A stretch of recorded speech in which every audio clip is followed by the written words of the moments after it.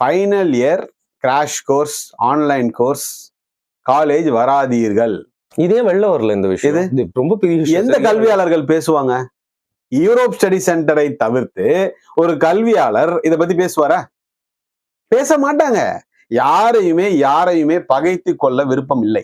எல்லாரும் இது வந்து பிசினஸ்ல அடி வாங்காதா சார்? என்ன பேசுறீங்க? நான் ஐ எம் லுக்கிங் ஃபார் சொல்யூஷன்ஸ்ங்க. இங்க யாரையும் உட்கார்ந்து நான் இங்க குறை சொல்ல வரல. I want solutions. ஏன் வெளில வரலன்னு கேக்குறேன். இது யாரும் பேச மாட்டாங்க. யாருமே பேச மாட்டாங்க. இது எனக்கு கேட்கும் போது இப்ப நீங்க எப்படி ஷாக் ஆகுறீங்களோ அதே ஷாக்னஸ் தான் எனக்கும் இருக்கு.